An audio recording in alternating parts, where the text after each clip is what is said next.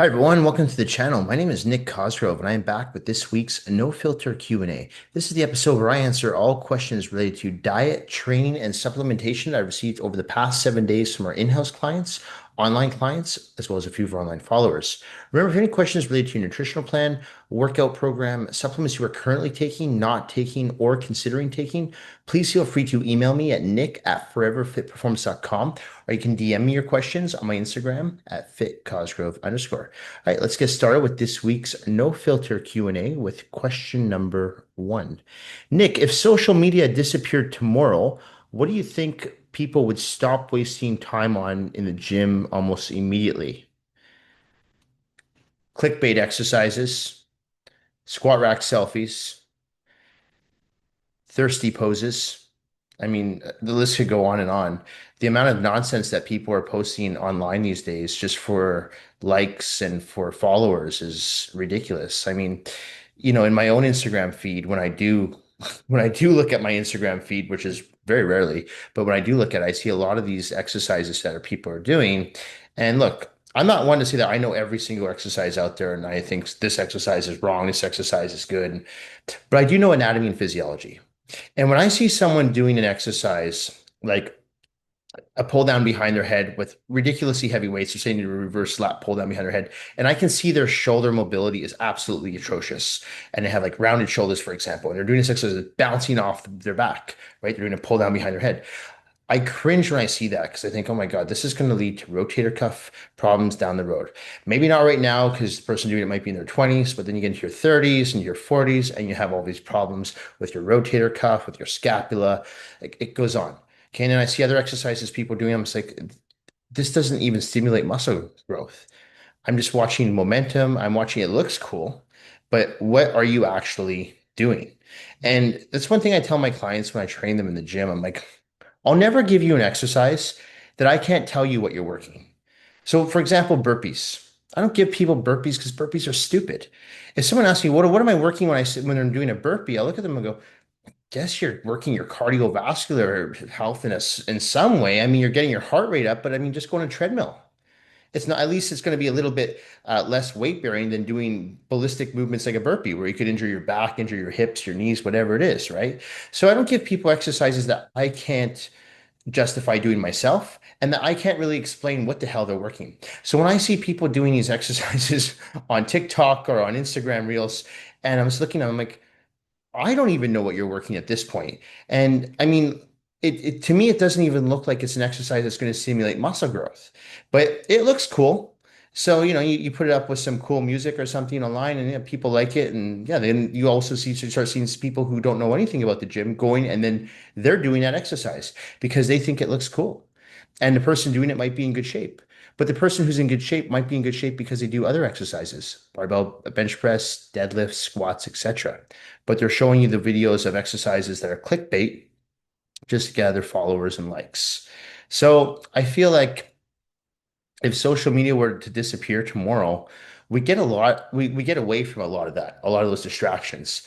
I feel like people would take a lot less rest in between sets because if you don't have TikTok videos to look at, Instagram reels to cruise through, Facebook posts to look up, I feel like people would not get as distracted with their phones. I feel like a lot of people who get distracted on their phones, it's because they're cruising social media. They're not really looking at the news. They're not really looking at emails from clients. It's usually social media that gets them distracted, right?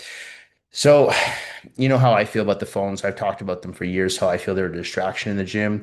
If you are a fitness professional and you use your content like I do to promote your business, I understand. But at the same time, even myself, 25 years doing this job, I record one workout video a week. That's it. And that's usually in the privacy of my own gym when there's nobody on the floor. Okay, so I'm very mindful of that too, is I don't want to get other people in the shot because a lot of people don't want to be in your content. All right. Personally, I think phones should be banned or not banned. I think phones should be, you shouldn't be allowed to record videos in commercial gyms. That's my own personal belief. If I had a commercial gym, I'd say you can't record video in here. Okay. Because if you're getting other people in the shot, it's not good because other people don't want to be in your shot. Maybe some people are they're taking an extended lunch break and they don't want their coworkers or the boss to see them at the gym, and all of a sudden they see that they people see them on your Instagram reel, whatever it may be. So, a lot of people don't respect that. So I feel like the phones are a huge distraction, and I feel like if people could just keep their phones for their music, that'd be great. Fortunately, most people can't. So I feel like if social media was gone tomorrow, it'd be a hell of a lot less distraction in the gym. People would actually be training a little bit harder. You wouldn't see these clickbait exercises, these thirsty poses, these squat rack selfies. I actually think it would be a good thing. All right. As I said, though, if you're someone who is a fitness professional, and I'm not just saying it for people like myself, but if you're using this as your livelihood to promote your services and promote your business, that's very different. All right. You're never going to see me bending over in the mirror, taking a photo, or my shirt off in the gym, taking a photo and flexing my muscles. I don't do that. I don't need to gather that type of attention. Okay. I don't need validation from strangers. What I do post are videos for educational content. Like it or not, that's what I post. So people know when they looking for a personal trainer or an online coach, they can Google me and then they find all this content that I'm in the gym training. I'm in the kitchen cooking my meals. My YouTube shorts, I'm talking about how to get in shape, how to, keep a healthy sex drive, all these things, how to meal prep accordingly, how to supplement accurately, all these things. So I'm trying to constantly provide education to people through my fitness content, through videos, through posts, through photos, whatever it may be. All right. But honestly, if you're not in the fitness industry, I don't understand why anyone's filming their videos in the gym. I really don't. All right. Okay. Next question. Nick, if you could only track one thing for the next year, whether it be your body weight, your strength, or your progress photos, which would you choose? Well, I come from a bodybuilding background, so I'm all about the aesthetics. Like, yes, I want to be strong and I want to be healthy, but the main reason I train is because I want to look good. And, people can say, well, that's vain. Sure, say that, but that's what got me in the gym in the first place. And that's what's kind of kept me in the gym long term. I still want to look good in my 40s. I don't want to have a gut. I don't want to have skinny arms. That's me, though. Okay, so you can say I'm vain, but, that's important to me. I want to have a decent looking body. So I feel that the most important thing for me would be the progress photos. And to this day, even though I no longer compete, I know I did a show a few months ago, but I don't compete as often, I still take weekly progress photos. And I never post them up online. I just use them for myself.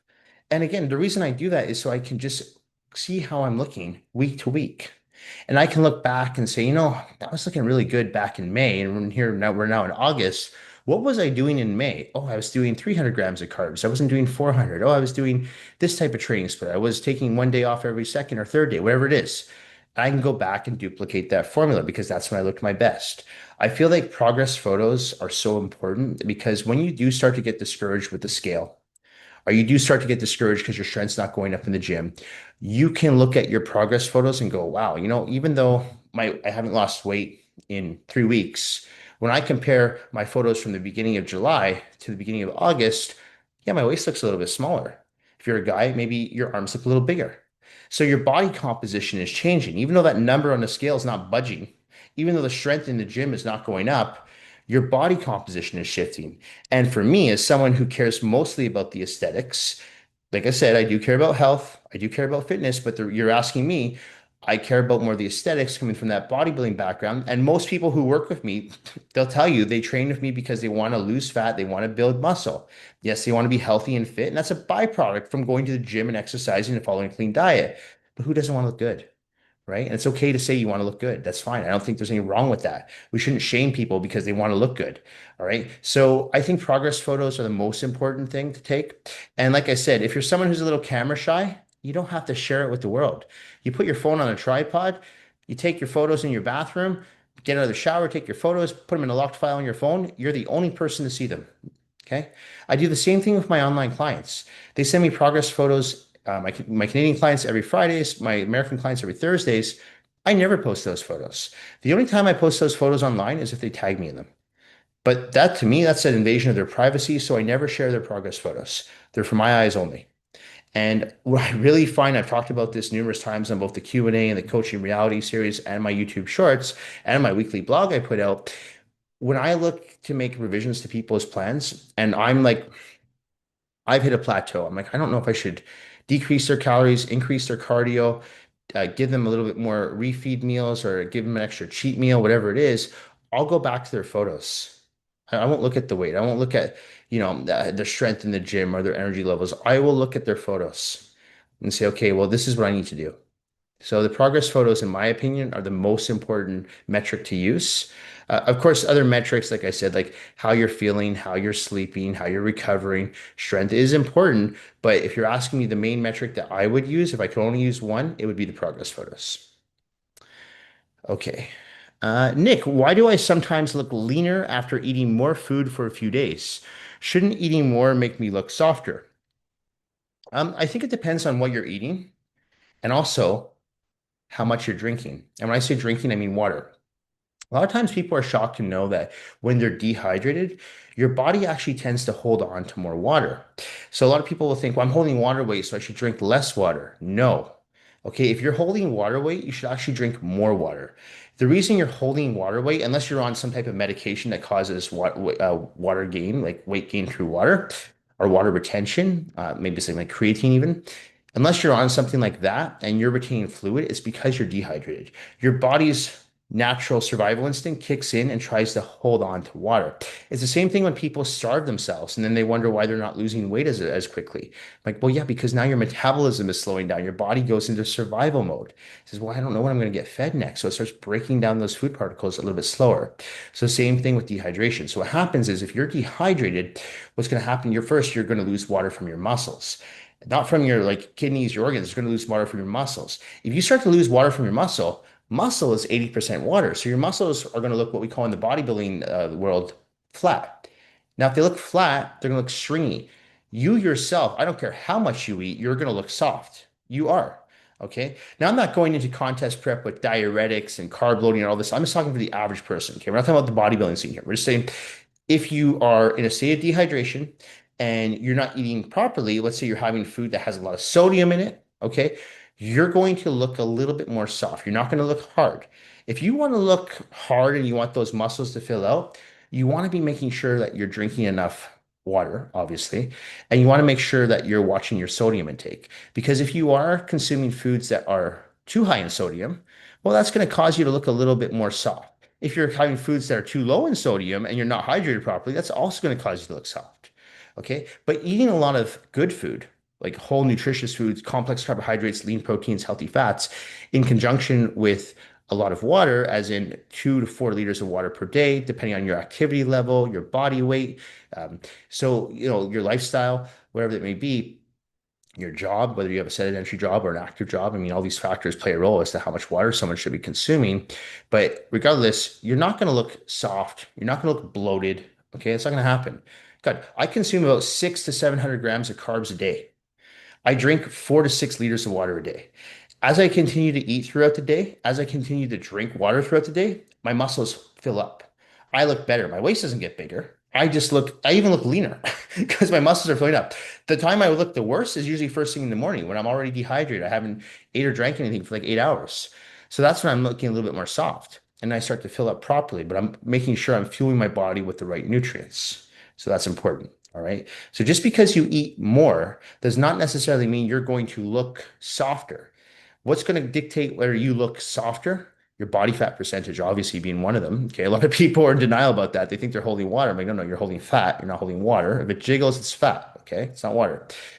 But it's going to be dependent on if you're hydrating the muscles properly and you're making sure you're fueling your body properly with the right nutrients. And as I talk about, it's not just the macronutrients, it's the micronutrients, the quality of the food that you're consuming.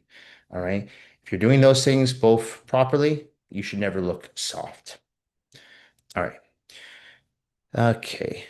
Nick, at what point does trying to stay really lean start working against your goal of building more muscle? So here's the thing. When you are in a caloric deficit, which most people, not everyone, but most people have to be in when you're getting your body fat really low, like for a guy, under 5%, for a woman, under 15%. You're most likely at that point going to have to be in a caloric deficit. There's no way around it. Okay. It's very hard to put on muscle when you're in a caloric deficit. It's not impossible, especially if you're using PEDs, performance enhancement drugs. But if you are a natural lifter, it's very difficult to do that in a caloric deficit. you're not fueling your body enough. So you're not giving your body enough carbohydrates to fuel your workouts. If your workouts are not as intense and you might have to decrease your weight, it's going to be very hard for you to build muscle. All right. So you have to make that decision at some point. Hey, am I in a mass building phase? It doesn't have to be a bulk. It could be a mass building phase. Like, hey, now I'm going to start putting on more muscle again. Or are you in a so-called cutting phase where you're trying to get leaner? I'll use the show I did back in March. Those last 3 weeks, I was in somewhat of a caloric deficit. I had to be because I was trying to get my body fat levels very low. And no, I don't use a calipers or I didn't, use one of those neck scans or anything like that. But I could tell you just by my eye, my body fat was probably around 5 or 6% for that show. Um, Maybe even lower. Okay. I mean, I felt like crap. So usually when you start to feel like crap, your body fat's very low. And I don't know, I don't count my calories, but I definitely know I was in a caloric deficit for the amount of energy that I was exerting with my 90 minutes of cardio, my 60 minutes of weight training, and then also being on the floor with clients for 8 to 12 hours a day. Okay. So I was definitely burning more calories than I was taking in. I wasn't setting PRs in the gym. My strength wasn't going up. Fortunately for me, it wasn't really going down, but it was staying stable. Okay. There were some times in the gym, certain exercises would go down, yes, but for the most part, my strength stayed consistent. Okay. Where you see people going wrong is when they're dieting in a caloric deficit and their weights in the gym start to drastically go down. That to me tells me you're losing muscle. All right. But you have to make that decision at some point. Am I going to go on a mass building phase? Are you going to go on a cutting phase? And I don't like to use that word bulk because whenever I hear the word bulk, I just think it's kind of this, you're just eating everything you possibly can and you're just going to put on weight. When I think of mass gaining, as in lean mass gaining, that's kind of like what I'm doing now. I'm having 7 meals a day. I'm having about 600 grams of carbs a day. So I'm almost tripling the amount of carbs that I had pre-contest. I'm not getting fat because I'm exerting more energy now in my workouts. I'm lifting heavier weights. I'm training more intensely because I have more calories in my body to utilize. So I can utilize those calories, those extra carbs, fats, and protein to my advantage. I can lift heavier weights. I can move faster within the gym. All right. So I don't take that for granted and say, well, I'm just going to eat like a glutton and just sit there on my ass. If I'm going to fuel my body with all those extra carbs, protein, and fats, I'm going to use them in the gym. All right. I've always talked about that on the days that I don't train, I could go the whole day and not eat, not even hungry.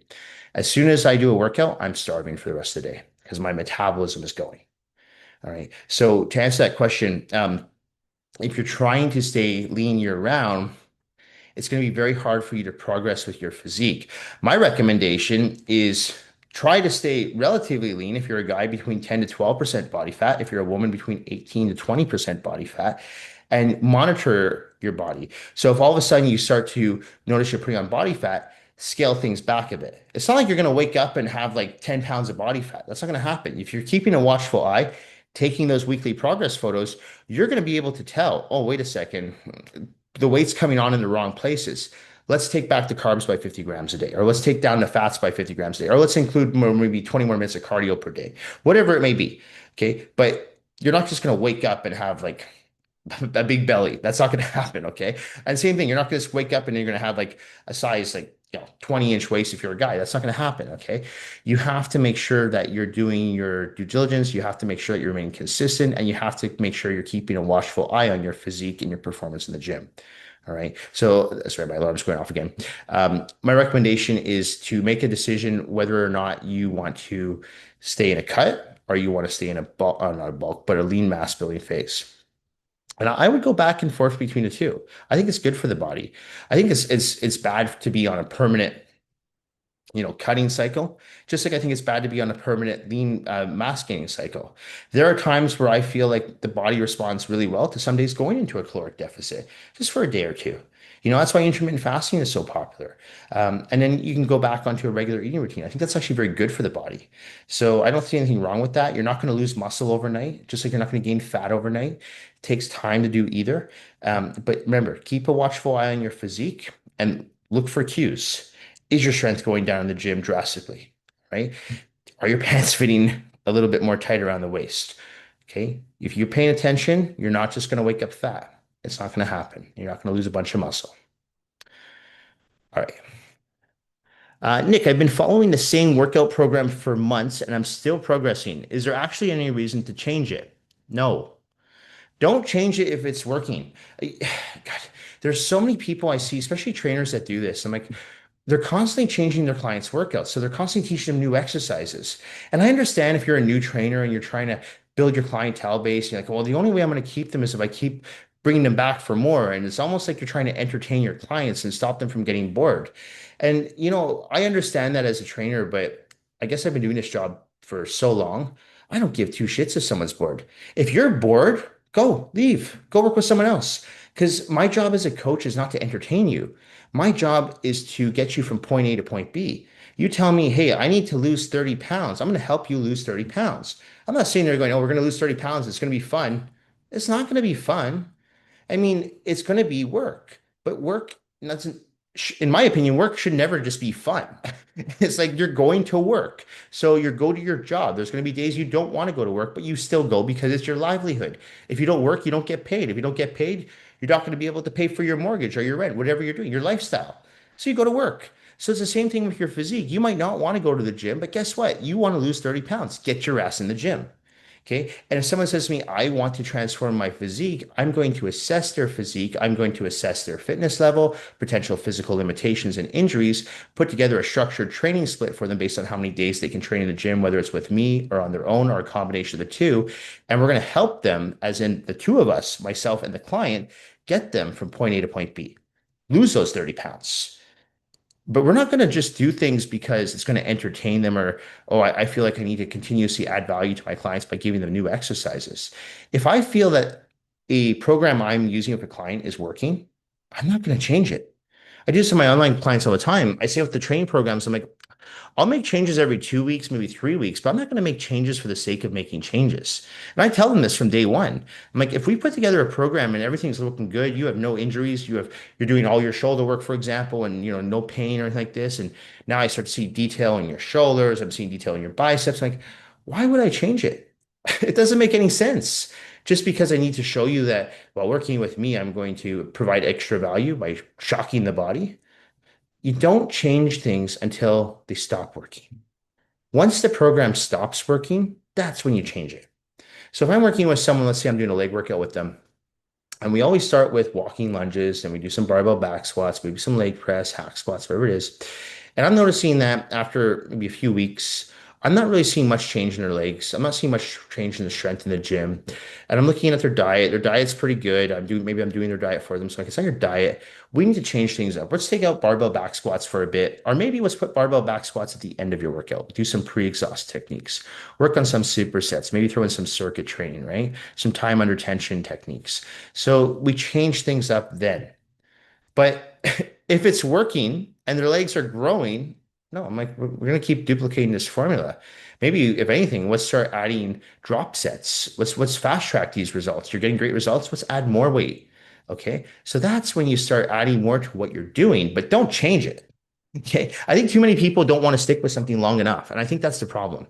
And you have to be, I mean, don't be afraid to change things if they're not working, but you have to be okay with staying with things that they are working too. All right. So if you're in this to have fun and have a good time, and I mean, have fun, have a good time. I like my workouts. I have a great time. I wouldn't say my workouts are fun, but I like working out. But if you're in there because you constantly need to have variety in your exercises, and you're probably not going to last. You're not because there's only so many exercises out there. All right. And you're going to be one of those people that, jumps from Zumba to Pilates to Legree to CrossFit to bodybuilding and, to berries, whatever it is. And it's going to go on and on. So stick with one thing long enough to see it through. Treat it like a relationship. You don't just jump ship when things get tough, right? I hope you wouldn't. So see it through. If it's not working after a period of time, maybe 6 months to a year, then change things. But that's the only time to change things if they're no longer working. Okay, that's my recommendation. All right. Okay. Nick, can you tell just by watching someone train whether they're going to get good results, even before you know what their diet looks like? Yeah, I mean, listen, there's people I see in the gym. We have a private training facility, but we share the facility with tenants that work in the building. And there are some tenants that come down there and they're following YouTube videos of like, cardio exercises or they're called cardio blast exercises where they're doing fake skipping ropes or they're doing burpees and they're doing sit-ups. And I'm watching, I'm like, you're not really going to see. really drastic results with what you're doing because first of all, you're not using weights. And I understand a lot of people still associate cardio with fat loss. I get it. So they think, oh, if I get a good sweat in the gym, I'm going to burn more calories and I'm going to lose my stomach. And I get it. But rarely does that happen because what happens is they're doing these makeshift routines and like handstands, jumping jacks, burpees, run on the treadmill for a minute, do this circuit again, do some type of, standing on one leg for balance and stability. And the problem with that is that those workouts are short-lived because people usually burn out from doing them because they don't really see change. And there's nothing more discouraging than not seeing change. But one of the reasons that people continue to go to the gym is when they start to see change in their body, they see change in their health, they see change in their quality of life. That keeps them motivated to continue to go. And if you're doing exercises that really don't offer much benefit, well, then what's the reason to continue to go? Because you're not seeing any change.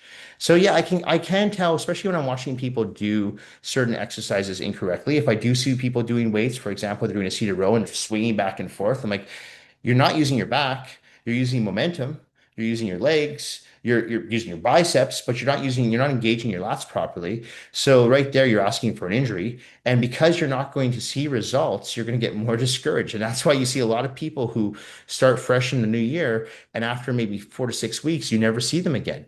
A lot of that is because their expectations were unrealistic. They don't know how to train correctly and they don't see the results. And more often than not, they also get injured. So who wants to train when they're injured? Right. So I can tell when I see certain people who really don't know what they're doing. And, people say, well, you shouldn't judge people. I'm not judging people. But for me, I wouldn't want to waste my time doing something that's just like, what am I doing? This is my time. I'm in here for an hour every day and I'm not seeing any results. And that's why I always believe if you want to fast track your results, especially when it comes to building a better physique, improving your health and well-being, work with an expert, work with a professional that can help you fast track those results, save you time, save you energy, save you money even, because there's people who like you got to look at how much your time is worth. Right? If you're someone who, let's say you have a job and you're getting paid $150 an hour, you're in the gym an hour, maybe an hour and a half a day, you're not seeing results. You're doing that every day. What is that, like $800 a week down the drain, right? Of your wasted time. Whereas if you were working with a trainer, maybe you put that money towards working with a trainer. Now you're actually getting somewhere. So your time is being used more efficiently. You're getting more value for your time. All right. So for people who don't believe in working with a personal trainer and you really don't know what you're doing and you're watching these YouTube clips, again, I am not trying to get your business. I'm just telling you, in my opinion, that is a huge mistake. Even if you don't live in Vancouver, and I would strongly advise you to work with a trainer in-house just for econ. Even if it's 6 sessions, you could learn so much. All right, especially if a good trainer. Right, that trainer will help you get to the next level. I will give you at least the fundamentals, the basics, so that you can continue to train and progress with your health and your physique. All right.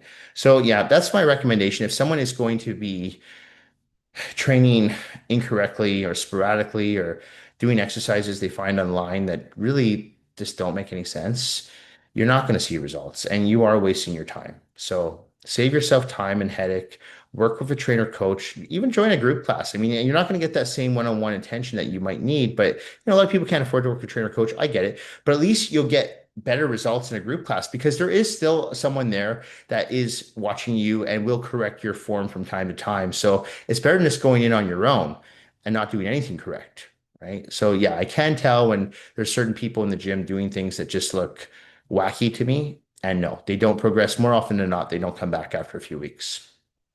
All right. Okay. Last question.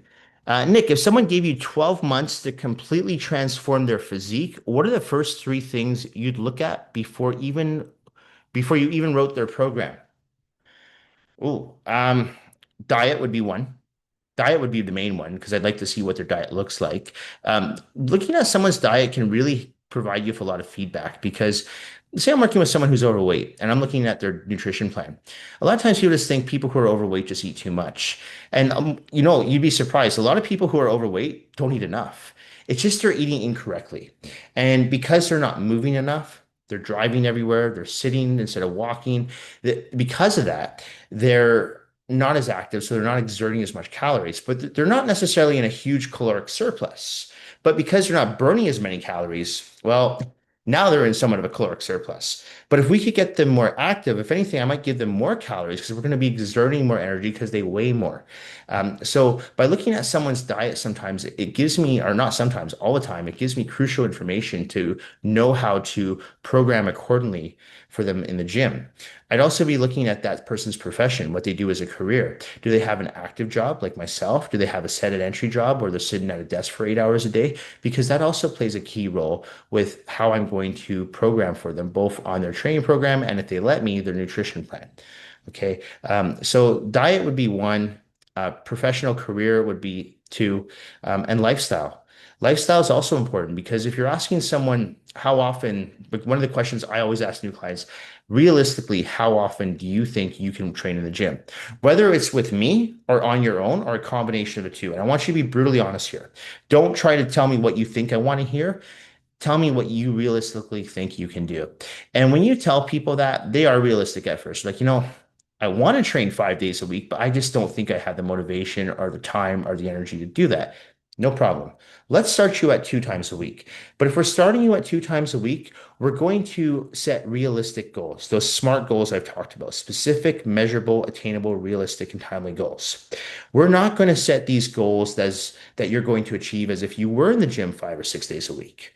Obviously, the more time you spend in the gym, the more time you spend on the cardio, the more time you are disciplined with your diet, yeah, you're going to get better results in a quicker fashion, obviously, right? Everyone knows that. But at the same time, you have to be realistic. So if anything, I tell someone, okay, we're going to start you in the gym twice a week. Maybe you're training with myself or one of the trainers once a week and on your own once a week. Great. But during that time, this is what I want you to do when you're on your own. And this is what you're going to do when you're with me or one of the trainers. And this is what I want you to do for your diet. And we're going to reevaluate this in 4 to 6 weeks. Come back and yeah, this is looking good. You're not missing your workouts. You're staying about 60, 70% with your diet, pretty disciplined. You've lost a few pounds. Great. What do we talk about maybe adding a third day? Is that doable? Yeah, I think I could do that. Great. Let's try it out. So we try it maybe for 4 weeks.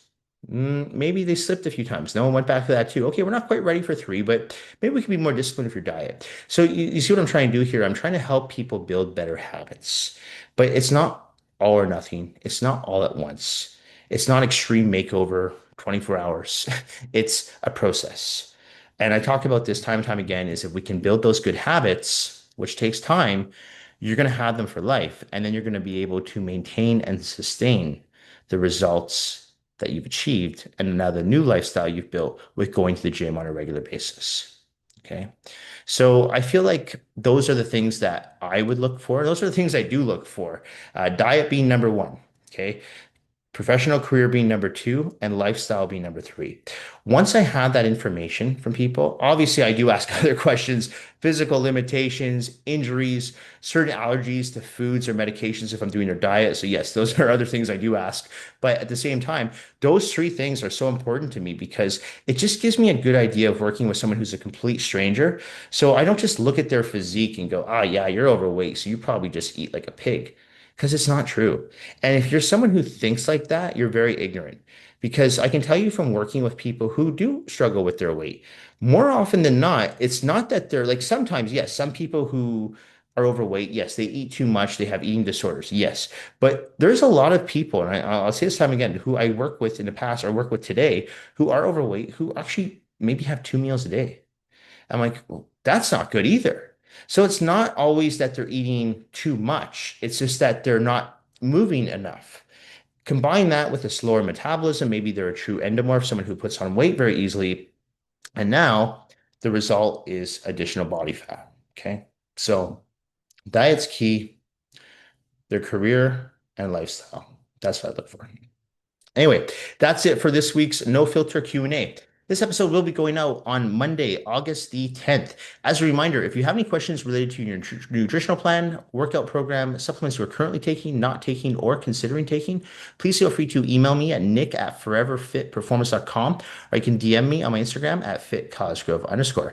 Thank you all for watching. Thank you for supporting the YouTube channel. If you haven't already, please like and subscribe to the channel. I do appreciate all the support, all the feedback and the comments that I receive from each and every single one of you. It motivates me to keep pumping out this content. Don't forget to check out this week's Coaching Reality that will be dropping on Wednesday, along with my YouTube shorts that come out every second day.